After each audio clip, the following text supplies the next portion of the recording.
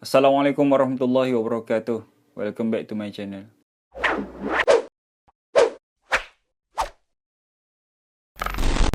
Jadi hari ini saya nak kongsikan dengan korang semua berkaitan dengan satu isu.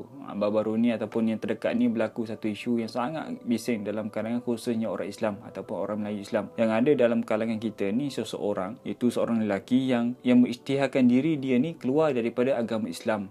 Membuat live video, live di IG. Isu ni sebenarnya, untuk makluman saudara, isu ni sebenarnya dah lama, ataupun gejala ni atau perbuatan ini adalah sudah lama berlaku, daripada zaman-zaman ke zaman lagi berlaku. Sehingga kita boleh tengok pada zaman khalifah yang pertama sendiri pun, itu khalifah Saidina Abu Bakar As-Siddiq pun pernah berlaku, iaitu orang murtad keluar daripada agama Islam. Dan kita boleh tengok juga bagaimana Nabi ni suatu hari Nabi mengutuskan ataupun Nabi bagi arahan kepada salah seorang sahabat yang rapat dengan Nabi, iaitu Saidina Muaz. Jadi bila Nabi mengutuskan Saidina Muaz ke Yaman, maka pergilah Saidina Muaz ke Yaman. Dan Saidina Muaz ni di antara para sahabat yang terawal memeluk agama Islam di kota Mekah. Jadi bila Saidina Muaz ni sampai di kota Yaman, Saidina Muaz ni nampak ada seorang lelaki yang dikurung ataupun ditahan dalam satu ruangan untuk orang bersalah.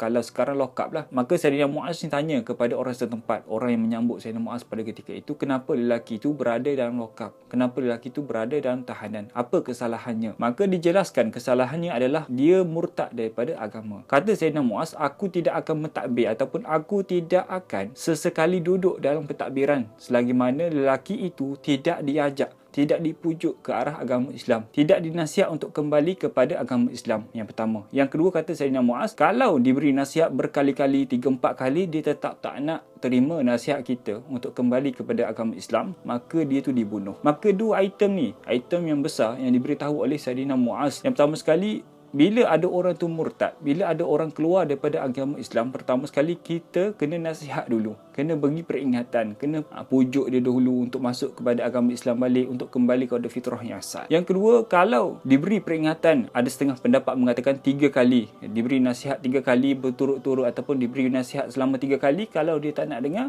baru dihukum bunuh. Kita boleh tengok bagaimana beratnya hukuman bagi orang yang murtad. Kalau zaman sekarang pun lebih kurang kita kena kuarantinkan mereka dulu, supaya mereka ni terhindar daripada hasutan-hasutan yang luar, terhindar daripada nasihat-nasihat orang yang tak sepatutnya untuk keluar daripada agama Islam. Kita kena kuarantin dulu biar mereka ni boleh berfikir yang mana yang betul, yang mana yang salah. Dan kita boleh tengok juga bagaimana di zaman pemerintahan Saidina Abu Bakar As-Siddiq memerangi orang yang murtad selepas mana kewafatan Nabi SAW. Kerana ada dalam kalangan masyarakat Islam pada ketika itu, mereka ni keluar daripada agama Islam dan kembali kepada agama asal mereka. Dan ada juga dalam kalangan mereka ni pergi ataupun tertipu dengan Nabi palsu pada ketika itu, yang mengatakan aku ni penerus kepada perjuangan Nabi SAW, yang mengaku dirinya sebagai seorang Nabi. Maka mereka ni yang tak cukup ilmu, yang tak cukup keimanan, maka mereka ni tertipu dengan ajakan-ajakan Nabi palsu tersebut. Sehinggakanlah Saidina Abu Bakar As-Siddiq ni menubuhkan satu pasukan khusus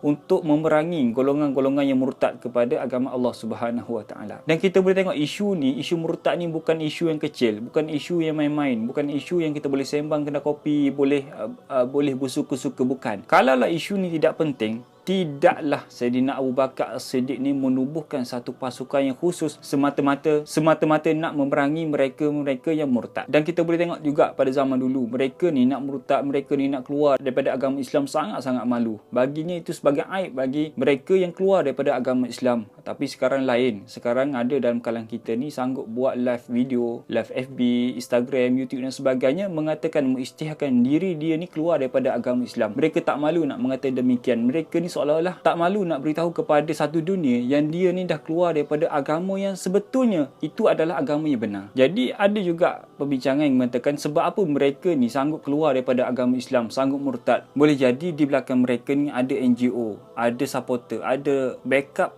kepada perbuatan mereka. Ada yang backup. Boleh jadi ada yang backup dari sudut kewangan, ada yang backup dari sudut perniagaan ke, dari sudut hire peguam ke dan sebagainya. Sebab itulah mereka ni sanggup ataupun berani nak murtadkan diri. Dan perbuatan murtad ni sebenarnya perbuatan yang sangat keji dan sangat menjijikkan dalam agama Islam kita, kerana mereka ni beraninya mencabar Allah Subhanahu Wa Taala, menghina agama Allah Subhanahu Wa Taala. Dan perbuatan murtad ni boleh berlaku di sudut perkataan, percakapan, dengan perbuatan dan niat kita ataupun hati kita. Jadi itu sahaja untuk perkongsian saya berkaitan dengan murtad ataupun riddah. adalah mereka yang melakukan perbuatan tersebut. Jadi saya doa kepada semua yang melihat video ni, semoga kita ni dijauhkan daripada perbuatan ni, dibersihkan hati kita, dijauhkan hati kita untuk lari daripada agama kita sendiri, dan sentiasa berpegang teguh dengan agama yang tok nenek moyang kita adopti dan pelajari. Wallahu alam, itu sahaja pengongsian saya untuk kali ini. Semoga pengongsian kali ini memberi manfaat kepada semua dan boleh disebarkan kepada semua orang. Dan terima kasih kepada semua yang tengok daripada awal video sampai hujung video. Assalamualaikum warahmatullahi wabarakatuh.